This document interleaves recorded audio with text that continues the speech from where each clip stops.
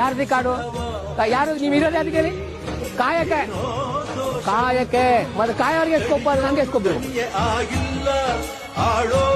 Video ಮಾಡಂಗಿಲ್ಲ ಅಂತ ಹೇಳೋ ರೈಟ್ಸ್ ಯಾರಿಗೂ ಇಲ್ಲ. ರೈತರು ಅಂದ್ರೆ ಯಾರು ಬಟ್ಟೆ ಬಿಟ್ಟಾಕಿ ಕಂಬ ಕಟ್ಟಾಕ್ಬಿಡ್ತೀವಿ.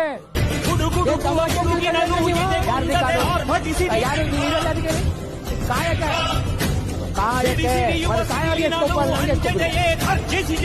ಇನ್ನು ಮುಂದೆ ಮಾತಾಡಬಾರ್ದು.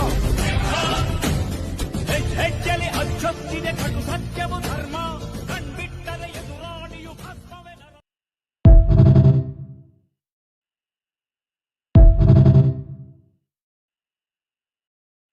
ಕಾಣದ ಕೈಯಲ್ಲಿ ಗೊಂಬೆಯು ನೀನು, ಕಾಲದ ಎದುರಲ್ಲಿ ಕುರುಡನು ನೀನು. ಅರ್ಥವೇ ಆಗದ ಜಗದಲ್ಲಿ ಅರ್ಥವ ಹುಡುಕಿದೆ ನೀನಿಲ್ಲಿ. ಗೀಚಿದ ಬ್ರಹ್ಮ ಗೀಚುವ ಮುಂಚೆ ಯೋಚಿಸಲೇ ಇಲ್ಲ. ಹಣೆಯ ಮೇಲೆ ಕೆತ್ತದ ಮೇಲೆ ತಿದ್ದೋರು ಯಾರಿಲ್ಲ.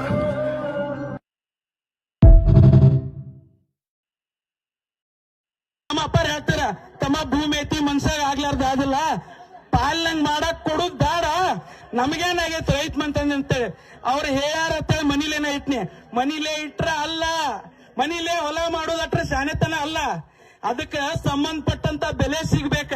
ಅಲ್ಲಿ ಬೆಲೆನೇ ಸಿಗ್ಲಿಲ್ಲ, ಉಳ್ಳಾಗಡ್ಡಿ ಸರ್ ಮಗ ಹೊಲ ಮನಿಲೇ ಇಟ್ಟಾನು, ತೆರಬಂಡಿ ಎತ್ಕೊಳ್ ಕಟ್ಟಾನು ಅಲ್ಲ.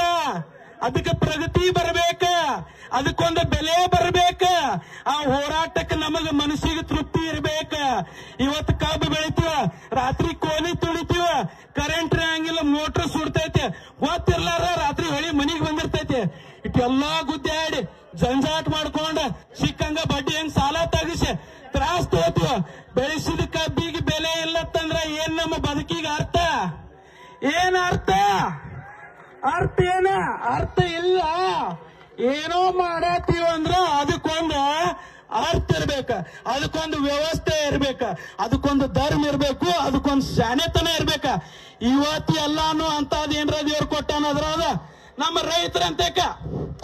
ಇವತ್ತು ನಾ ಏನೋ ಡಿಗ್ರಿ ಕಲ್ತಿರ್ಬೇಕ, ಕರೆ ಹುಟ್ಟಿದ ರೈತ ಮನಿತಾನ, ಹುಟ್ಟಿದ ರೈತ ಮನಿತಾನ.